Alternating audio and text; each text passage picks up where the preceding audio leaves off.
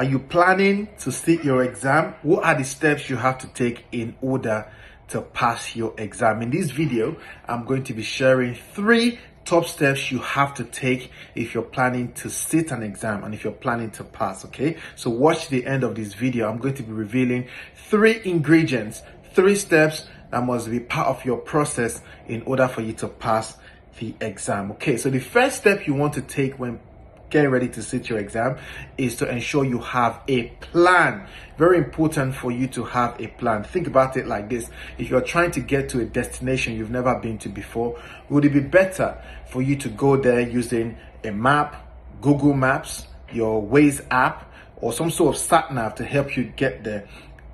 Or would you rather just go there blindly? So having a map before you go to attempt to get to a destination will ensure you get to your destination properly, okay? So what you want to do is to create yourself a timetable, personalized timetable. I say personalized because everyone's circumstance is different, okay? So your circumstance is different from someone else's circumstance out there. You may have children, you may be a single person, you might be working and getting ready for your exam at the same time, you could be unemployed and get ready for your exam at the same time. Everyone's circumstance is different, which is why your timetable has to be personalized. It needs to be tailored to yourself as an individual. You want to create a schedule for yourself in order for you to pass the GPSC exam or any exam you're planning to sit. All right. So what you want to include in this plan, in this schedule, in this timetable is number 1, the content you have to cover. Okay. So you want to include the topics you want to cover. You want to include the chapters you want to cover within your plan. That's number 1. The second thing that has to be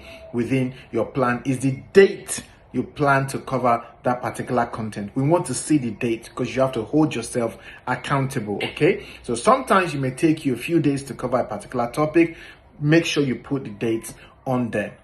You also need to write the time, right? Tailor it down to the time. You want to include the time you'll be covering that content. So if you're a morning person, you can start at 9 a.m. and stop at 1 or 2 p.m. Or if you're an afternoon person, you can do yours in the afternoon. If you like to study in the evening, whatever works for you, do it. But that has to be included within your schedule. I want to see that within the schedule to ensure that you're holding yourself accountable. The last thing you want to do is to have a section within your timetable where you can tick or sign or initial once you've covered a particular chapter, a particular area, a particular topic, okay? So those 4 things have to be within your plan. Number 1, the content you need to cover. Number 2, the date you need to cover those content. Number 3, the time within those days that you'll be covering the content. And the last thing is a section for you to take initial sign that you've covered the content, okay? So that's the first step, create a plan. The second thing you want to do is to cover important content.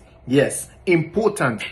Listen to what I'm saying. Important, underlined content. Okay, so not everything is important for your exam. So when you look at the syllabus, you will see that some things are more important than other things. You want to focus on what's important. If you don't know how to do this, you can speak to your tutor, you can speak to your teacher, you can speak to the examiner to try and find out. If you're on our course already, we've created a checklist for calculations and clinicals that will help you tailor everything down to what's important for the exam, okay? So very important for you to make sure you've covered all the important contents, all the crucial contents, all the critical content. If you're in doubt, please make sure you ask what is important for the exam. Use the checklist that we've created on the combo course to help you tailor everything down to what is critical or crucial for the exam. The last thing you have to do is to test yourself. It's important for you to test yourself before you get tested on the day of the exam. So I see a lot of people who say they're getting ready for the exam, and when you ask them, have you done any past paper? No. Have you done any past questions? No.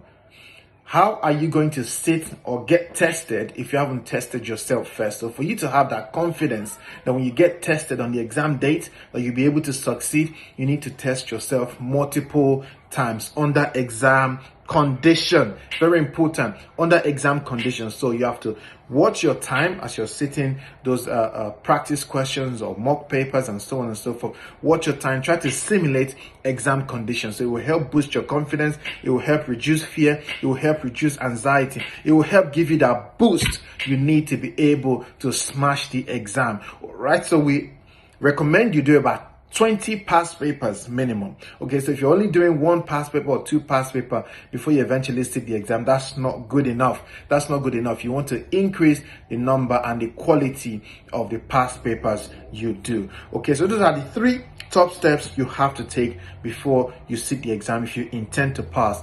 Number 1 is to create a plan.